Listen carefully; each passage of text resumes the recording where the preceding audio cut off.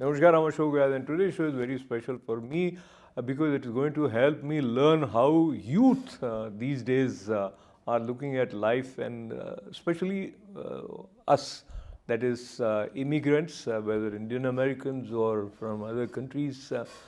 Already we have overlap of our cultural space, and then the transition of finding your identity, the way it unfolds in the era where we are surrounded by social media and a sort of explosion of information, how things are working out. I am thankful to Kim for accepting my request to join in this conversation. Namaste, welcome. Namaste. Thank you so much for having me. It's my pleasure to be here. So, Kim, let's talk about the subject in which you did your graduation, biopsychology. Many of us are not familiar with that term. What is it? For sure. So it's something new, that came up, and I actually found out my third year of college. So it was really interesting. I was doing biology first because as a first generation, I only knew about biology, and that was, the only way to get into medical school. So as I was studying in college, I came across biopsychology. It was a really interesting interpath of psychology and biology. So biopsychology focuses on more of like the science of the neurotransmitters in your brain and how it impacts everyone's thoughts, feelings, and actions. And then, talking about all the other mental health issues and diseases that are present today in society. So what you just mentioned, currently the whole world is focusing on the mental health issues. Especially, I have heard President of United States of America talking about it, Prime Minister of India talking about it, and recently I heard a lecture by US Surgeon General Vivek Murthy, happens to be from Indian origin, but he's also talking about loneliness. And how do you see the direct relationship between what you mentioned about neurons, and many of us don't know how our body functions, but what we know is he told me this and I'm feeling bad, or he told me this and I'm feeling good. So if you study how neurons are operating, does it take away the basic joy of living or helps? So it's really interesting once you learn the science behind like the perfect balanced brain, right? There are some neurotransmitters like endorphins that we've heard about. So you have some that make you happy, some that make you upset, and then how you have a balance of them that really focuses on communication and your focus as well, and concentration. And it's really interesting how now the scientists are focusing on it, and they're seeing, okay, because there's a lack of certain neurotransmitter in someone's brain, they could be depressed, or they could be ADHD is really prominent now. They say that ADHD is like the common cold of the diseases, mental disease. That's what it is now. And since people are getting diagnosed with that, they're able to figure out how the common youth can focus more in studies, the ones that are not able to focus. हमारे जो देसी parents कहते हैं ये पढ़ता नहीं है, he doesn't like focusing, or he doesn't want to sit down and study. It could be that, there's some lack of neurotransmitters in the person's brain. It's not their fault, but it is like the common cold, and there is, solutions behind that as well. Okay, so help me understand whatever you know. Yeah. When you said there's a lack of whatever it is, now we think all of us are like same. Though we know we are different, yet we consider that we are same. So what you are saying, if there is a way to sort of measure, and let's say if you are going in for medical studies or you are studying engineering or whatever field it is, then if there are certain measurements which would help them to evaluate whether this student is fit for this career or not, do they do those kind of studies? So I wouldn't say fit for a career. That's not the best way to put it. And also, I'm no expert. I just graduated with this degree. However, it's like how you are in your daily life, correct? You will not, it depends on the person and themselves and their characteristics and what they want to do. That can't be compared to a career basis, but that's more, I think, personality based. In terms of them getting, their focus and concentration, those are abilities scientists have found a way to measure them through surveys, and they've gone through so many databases and stuff that they need to make this a common denominator amongst the youth, that they can measure these certain neurotransmitters amongst each person's brain. So I wouldn't say like, okay, for a career, they can say like, okay, this person is able to do this career with their brain studies, because that's not based on that. It's about like more of like concentration, focus, and happiness and stuff. Let's go towards the happy lane. So when I say happy lane, I keep hearing the word dopamine or these kind of terms, and Yes. then they say that by doing this, it increases dopamine, so you feel happy. Can you elaborate? What is this? 100%. So dopamine is the neurotransmitter that gives our brain, it releases cortisol in our brain, right? So it actually makes this feeling that you get, that rush that you get, it's happiness. And it's based off of that neurotransmitter. So there are certain foods that you can eat that can increase dopamine. There are, if you do activities, it can also increase, that make you happy, that can increase dopamine. But now it's like a tricky way to put that, like if it's giving you joy, that feeling that you're getting increases dopamine in your brain.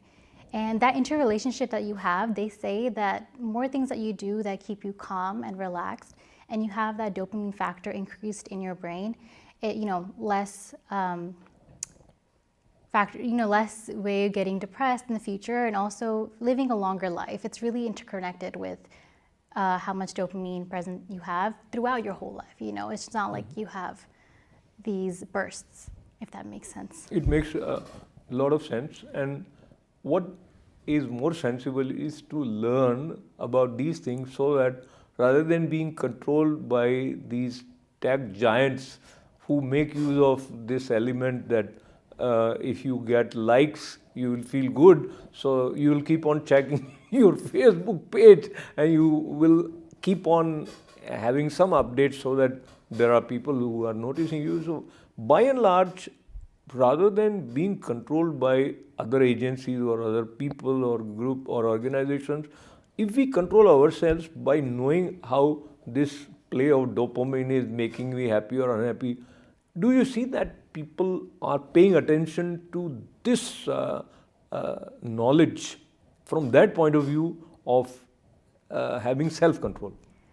So in terms of self-control, I'm trying to understand your question. Like, so self-control meaning you are not being exploited by others because of right. the XYZ factor increasing right. your dopamine. And 100%. I think in this generation, unfortunately, has social media that plays a huge factor in how kids nowadays see themselves, right? They see themselves through that different limelight.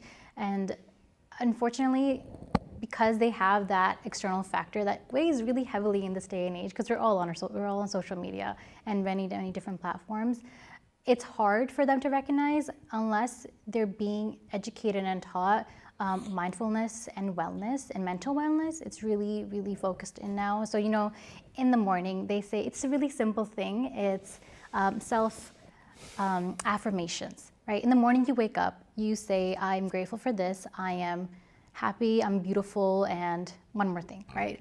And then you end your day with self-affirmations as well. You put yourself and your mind in that space where you recognize what is making you happy and how you're feeling in that moment. So if you're able to take some time for yourself in this steady, fast-paced world, then you'd be able to say, okay, I'm not happy right now, and I can do this to make myself happy.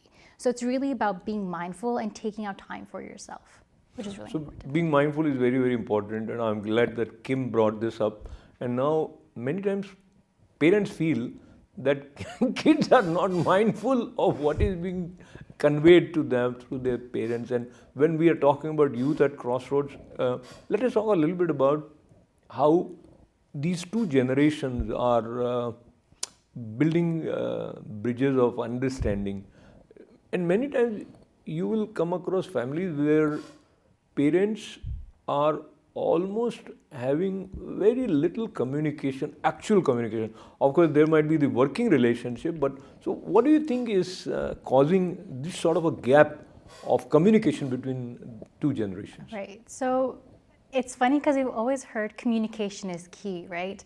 But now they've also brought the other C in, comprehension. So if you have communication, it doesn't matter if you have splendid communication, it's useless without comprehension. So it's about, like you said, that generation gap. It's about that and in the back in the day, there was no talk about mental health. It was not a thing. It was, you always were pushed by your parents, especially in the Indian community, as we know. But it was not a topic that was brought up. It's like, oh, you're just being lazy. You're not trying hard enough. And those were the excuses that were brought up. But now that it's being recognized, especially, all around the world, it's really hard for parents to comprehend it because they just don't know that science behind it, or that just like what's going on nowadays. So I think it's really important to sit them down and make them understand what's going on than just saying straight up, oh, like I'm feeling depressed. Like you talk to them about it throughout it. So we switch gears and we talk about how one feels good about oneself would vary from individual to individual. For example, some people would never think, people meaning girls, would not think ever to go on the stage where they are walking and are being judged whether how beautiful they are or not. So that is one stage. But the second stage where I must share with our viewers and congratulate Kim for being Miss India New Jersey in one pageant. And so talk to me about your interest in beauty pageants and what was it initially which pulled you towards it? So funny enough, my parents were the ones that encouraged me to do it. It definitely pushed me out of my comfort zone, but I am a dancer and I do love the arts. So I enjoyed, getting on stage and just, dancing and singing and being active on the stage in that way. And so they were like, hey, if you enjoy this, why not try something a little different? And definitely it was something I hadn't thought about before, but it was an amazing experience. I got to meet so many people and it really made me more confident, and it just opened up a whole new path to me that I hadn't thought about earlier. So it was a great experience, and I would encourage younger girls to just go out to that platform if they're thinking about it and not to doubt themselves. And it's a really humbling experience, but it's a really enlightening experience as well. So humbling and enlightening both together, and she's very humble. That's why I didn't mention yet that she was Miss India USA Best Talent and Miss India Worldwide Best Talent. The best and talent together, yay! So talk to me about your talent and how consciously you groomed your talents of singing and dancing.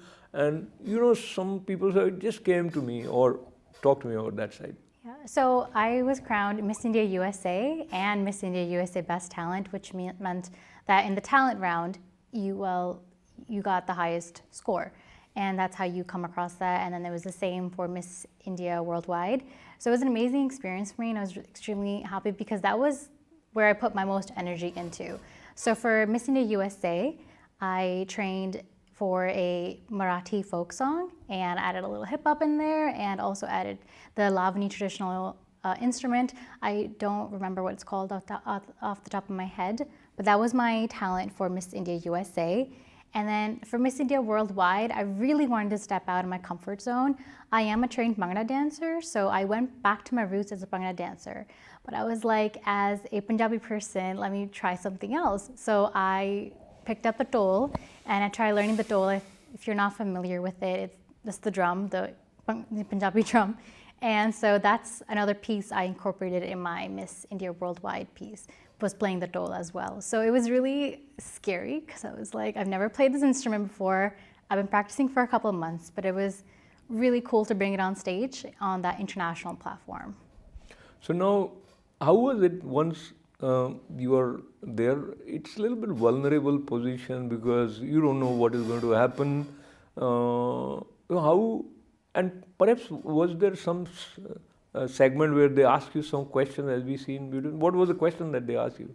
So I'm trying to recall my question for Miss India USA. It was a couple of years ago, but my final Q&A question for the top 5 was, what are you proud of being an Indian American, or something along those lines, or what issue would you like to solve along being Indian American? It was one of those two. And I remember my answer was something along the lines of language. and how this upcoming generation does not, speak their mother tongue. And I think that's really unfortunate because you're losing your roots from back home and the roots that your parents brought over to this country. So that was my theme of my answer. But it was a couple of years ago, so I really don't recall the answer properly. And how was the feeling once you were declared the winner? It was really amazing. It was like really nice to see my parents in the audience who, saw me working really hard to prepare for the pageant, and to see the fruits of their labor as well, for them believing in me. And it was just amazing to see the girls that were around me, because everyone has this misconception that it's a really catty experience and that the girls are not loyal to one another and they're not friends. But I came making so many friends out of the whole experience. Happy to hear that. Yeah, so there's really nice sisterhood. And for my international pageant, made so many friends around the world, and I'm going to Singapore for my Miss India Singapore's wedding. So it's really nice to see, and make those long life friendships as well. Who would you consider as your role models?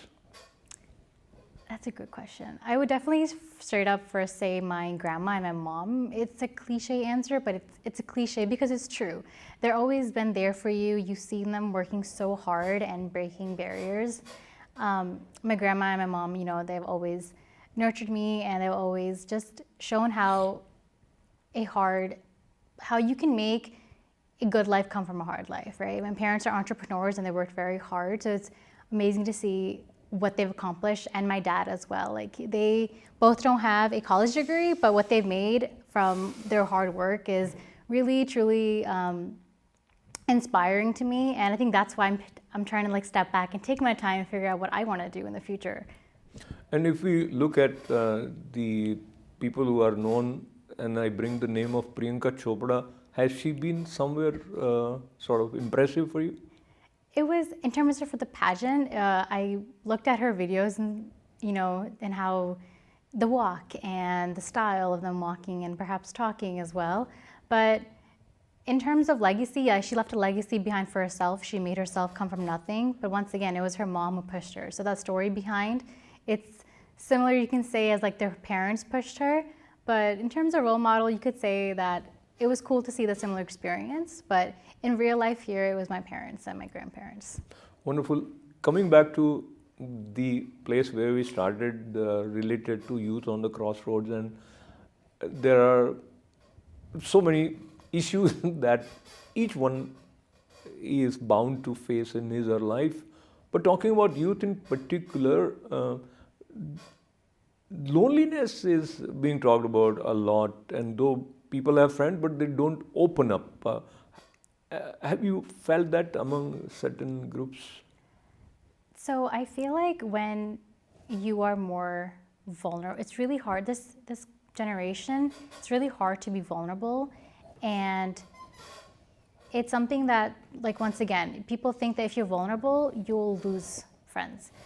But I think it's hard for this generation, upcoming generation, to understand that if you are vulnerable and you lose friends, they're not your friends to begin with. And people don't really work hard to make those friendships, it's very surface-based friendships. And when you don't work hard to nurture a friendship, it's like a plant. You have to nurture, it takes time.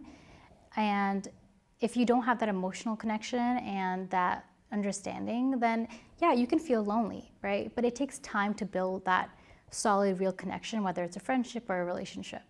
So that's what it is. When people talk about loneliness or people talk about stress, and many people mention that if you help somebody, it makes you feel good, and probably that to your dopamine also.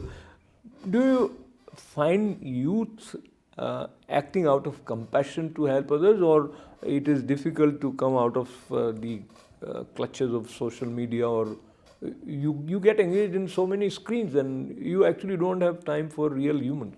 That's a really good point. I do like that schools nowadays are encouraging students to volunteer and to step out of their, commit time to extracurriculars and to get out of that social media space and the screens. But I do think if you're doing something truly volunteering, it's out of compassion. And otherwise, you wouldn't be doing it. You wouldn't be taking out time, because this is a really busy life. People have so many things going on. So if you can even take out a couple of hours every week, every month, you're doing it out of compassion. And I wouldn't say to make yourself feel good, because yeah, you do feel good, but also it feels really nice when you're volunteering at the soup kitchen and you see the smile on those little kids' faces and the people's faces. So it is a good feeling.